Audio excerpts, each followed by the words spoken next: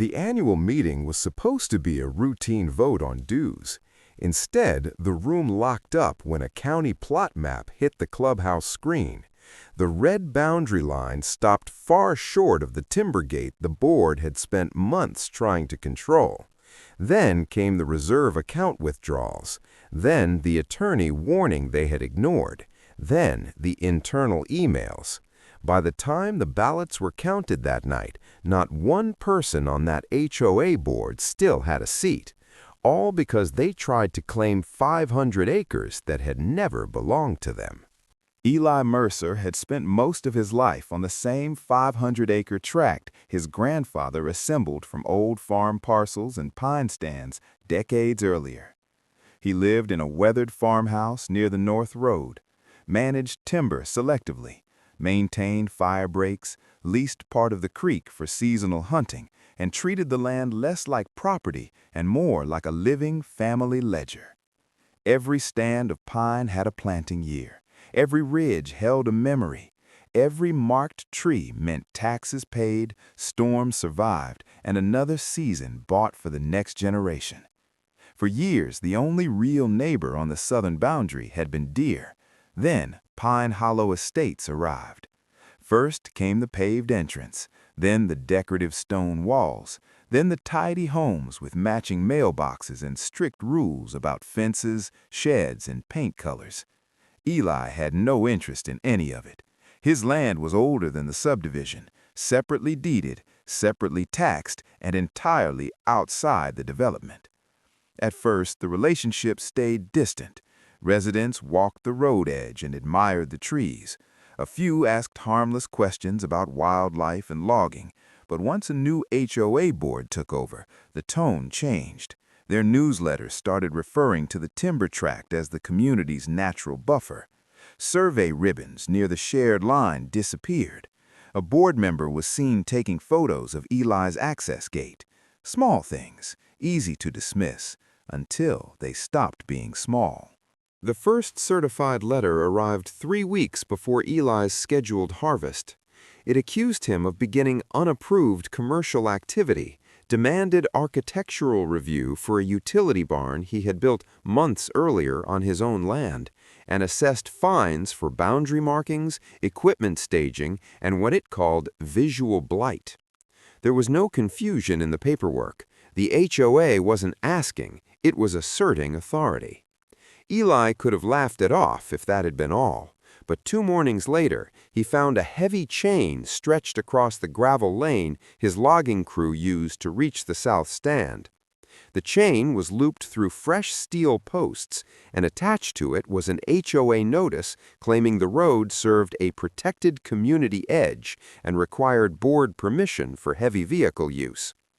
His contractor sat parked at the shoulder with 2 loaded trailers, meters from the gate, losing money by the hour. That was the moment the dispute stopped feeling ridiculous and started feeling dangerous. Timber contracts ran on weather windows, crew schedules, and trucking slots. Delays didn't just irritate landowners, they erased profit. Eli cut the chain, documented everything, and assumed that would end it. Instead, it told the board he wouldn't fold. The pressure came fast after that. More violation letters arrived, each stranger than the last. Daily fines appeared for dust on the access road, for stacks of culvert pipe near his machine shed, even for orange flagging tied to trees inside his own boundary. Residents were told the harvest would destroy runoff control and lower property values. A drone began appearing over his south field. One morning, several survey stakes were pulled up and tossed in the ditch. Then the board hired private security. A guard in an unmarked SUV started stopping truck drivers at the subdivision entrance and warning them they were entering restricted HOA-controlled land. On another day, an HOA landscaping crew cut a swath through brush near the line and posted signs branding part of Eli's timber edge as a future community trail connection. That crossed into something else entirely. It wasn't bluff anymore. It was encroachment. Eli spent nights sorting deeds, tax maps, and old surveys at his kitchen table, while the harvest clock kept ticking.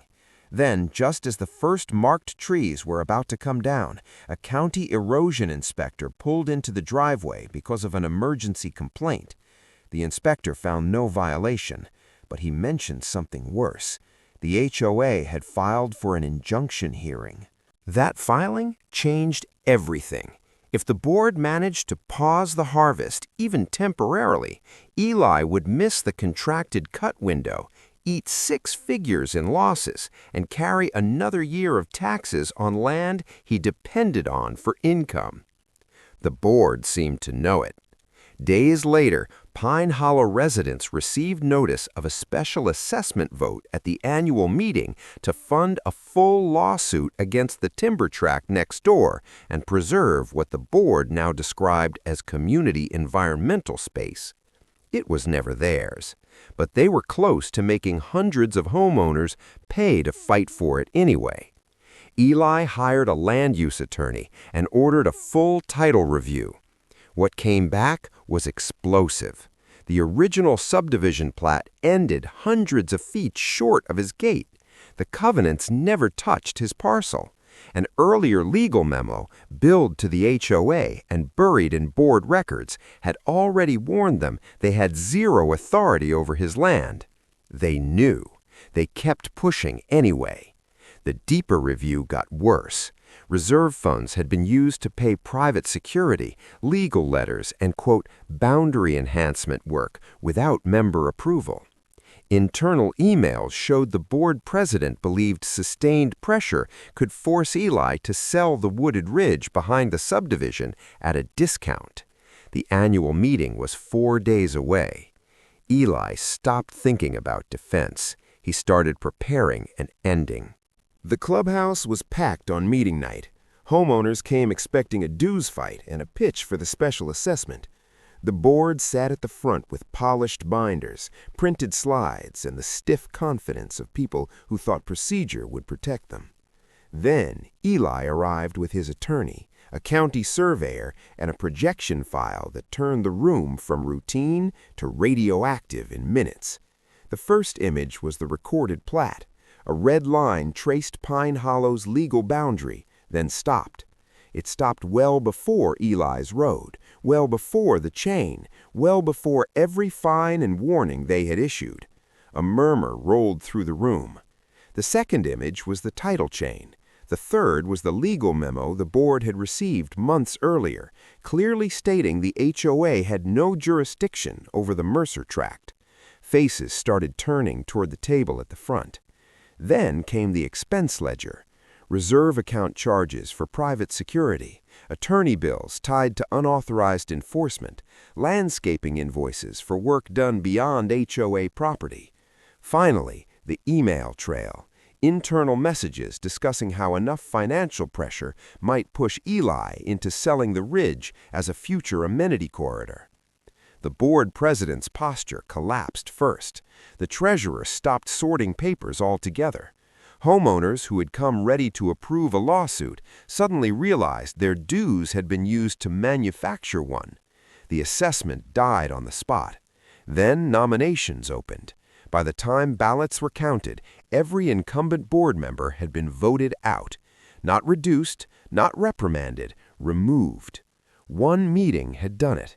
The same audience they had tried to manipulate had become the instrument that erased them. The fallout spread well beyond that room. Within 2 weeks, the new board formally withdrew every fine, released the bogus claims, and issued notice that the prior board had acted outside its authority.